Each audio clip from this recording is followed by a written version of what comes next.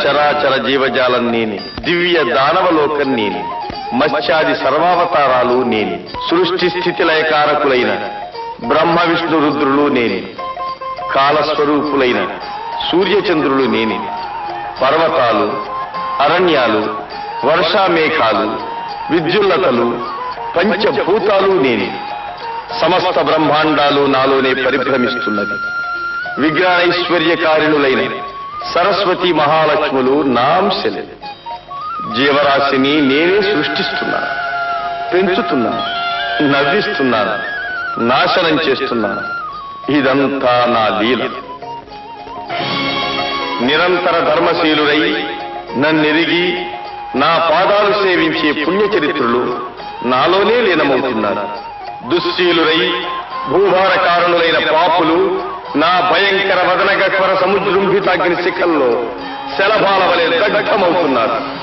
వీరాధి వీరులమని విర్రవీగే వారందరూ నా కరాల దౌష్టికంలో చిక్కి చూర్ణమవుతున్నారు. ఈ మహాసంగ్రామానికి సంకల్పము, నిర్వహణ, సమాప్తి నాదే. నీవు నిమిత్త మాత్రం.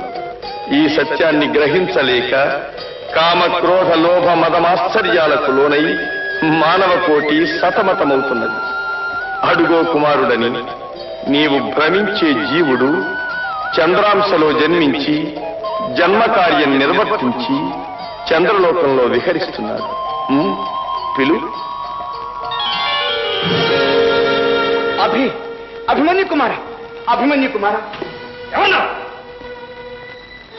నేను నీ తండ్రిని, అర్జునుని నాయన. ఏమిటి, నీవు నా తండ్రివా?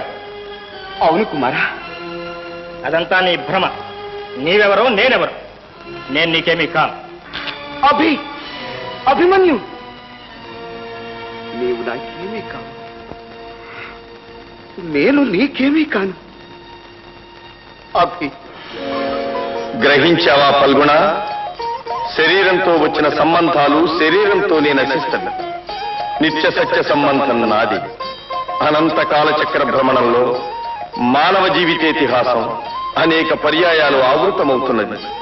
జీవిత సంగ్రామంలో మానవుడు విషాదంతో కర్తవ్య విముఖుడు కారాదు. నిశ్చల చిత్తంతో స్వధర్మం నెరవేర్చిన వారికి అపజయము, ఆవేదన లేవు.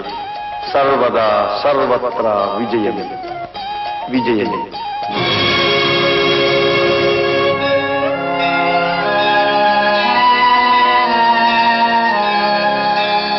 యదా యదా హి ధర్మస్య గ్లానిర్భవతి భారత